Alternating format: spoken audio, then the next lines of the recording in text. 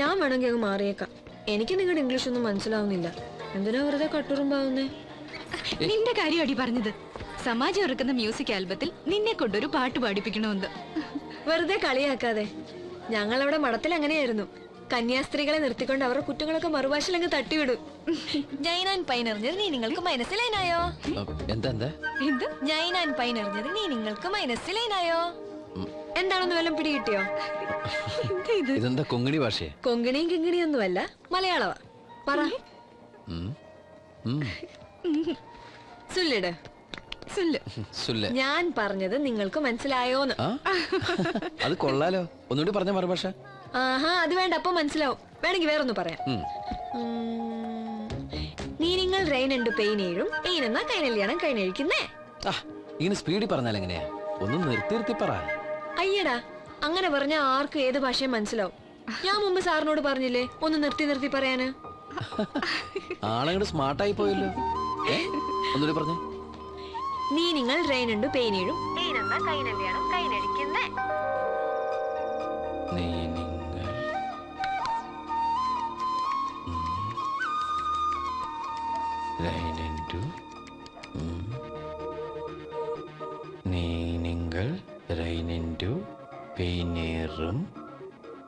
എല്ലാത്തിനും വയ്യേനുണ്ടല്ലോ.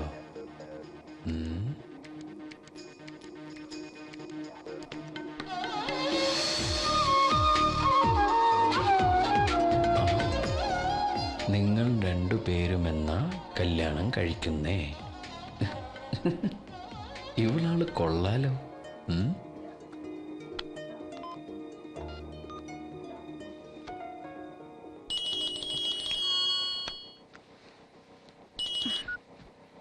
ഹലോ. കൃഷ്ണ പറഞ്ഞ മറുഭാഷ എന്തെന്ന് മനസ്സിലായോ? ആഹാ, നീ ഇതുവരെ അത് തലേന്ന് കളഞ്ഞില്ലേ? ഹേയ്, ഞാൻ ഫോണിൽ നിന്ന് വിഷ്വൽസ് ഒക്കെ ഡൗൺലോഡ് ചെയ്തപ്പോ സോറി, ഷീസ് മിസ്അണ്ടർസ്റ്റാൻഡിങ്. കൃഷ്ണ വിചാരിച്ചിരിക്കുന്നത് നമ്മൾ തമ്മിൽ പ്രേമത്തിലാന്ന്. നമ്മൾ രണ്ടുപേരും എന്നാ കല്യാണം കഴിക്കുന്നതെന്ന് അവള് ചോദിച്ചത്. നീ കൂടുതൽ സോറി ഒന്നും പറയണ്ട. എനിക്കതിൽ വലിയ ഫീലിങ്സ് ഒന്നുമില്ല. പിന്നെ നിനക്കങ്ങനെ ആരോടും പ്രേമൊന്നുമില്ല. നീ ഫ്രീ ആണെന്ന് അവൾ അറിഞ്ഞാ പോരെ.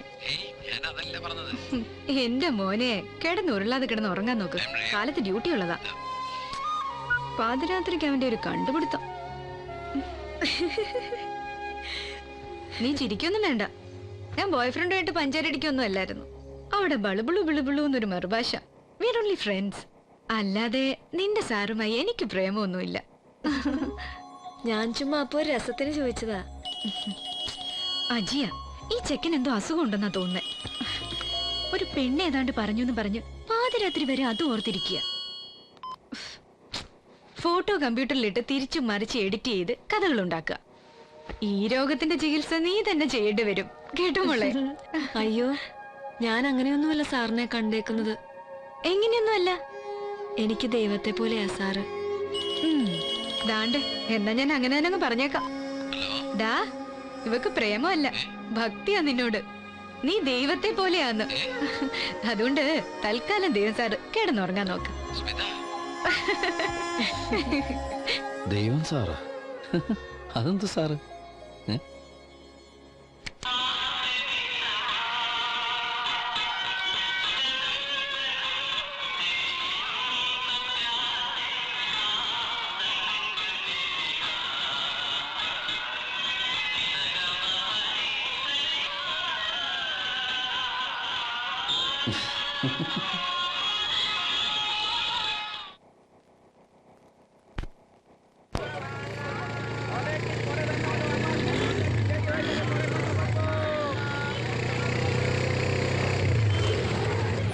ഇന്നെന്താ മമ്മ സമാജത്തിൽ പതിവില്ലാത്ത ക്രൗഡ്?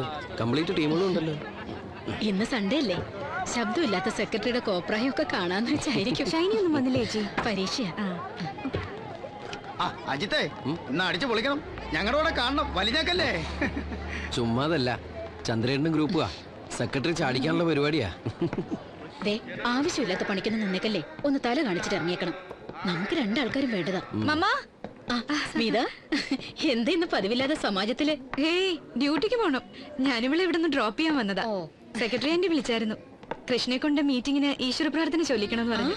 അത് ശരി, ഇതാണല്ലേ കൃഷ്ണപ്രിയ? ആഹാ, മമ്മി ഇതൊരു മീറ്റ് ചെയ്തില്ലായിരുന്നോ? ഇല്ലെന്നേ.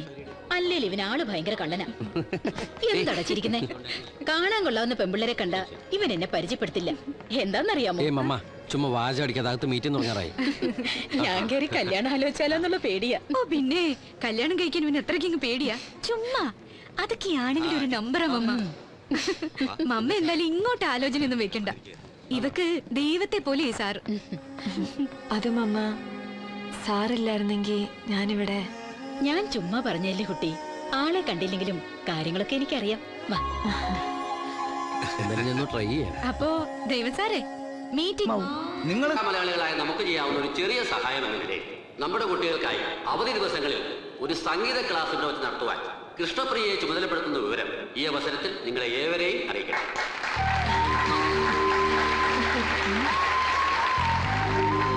പാട്ട് പഠിക്കാൻ താല്പര്യമുള്ള കുട്ടികൾ ഇനി ഈ സംഗീത ക്ലാസ് പ്രയോജനപ്പെടുത്തേണ്ടതാണ്. അടുത്തതായി സ്വാഗത പ്രസംഗം സെക്രട്ടറി. സ്വാഗത പ്രസംഗം. പണി തുടങ്ങിക്കൂടാ.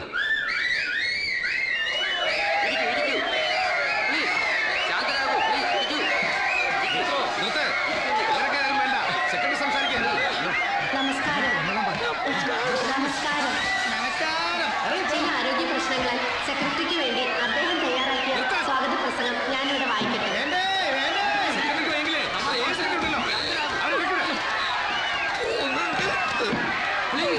വാ കുട്ടി, ഇനി ഇവിടെ ഒന്നും പ്രശ്നമാണ്. നമുക്ക് പോവാം.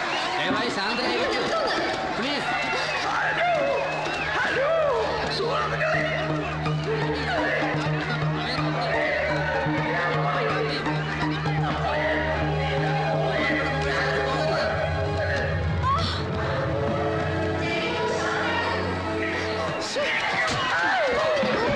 যেগুলো সেলাই হয়ে গেছে সেগুলো দিতে বলেছে। മമ്മ, എംബ്രോയിഡറി ചെയ്ത് എടുത്ത് കൊടുക്കാൻ. കൊടുക്കാം. ದುಡ್ಡು ಹೋಗೇಗಾಚೆ ಬಾಕಿ ಕುಲ ಪೋರೆ হ্যাঁ ঠিক আছে।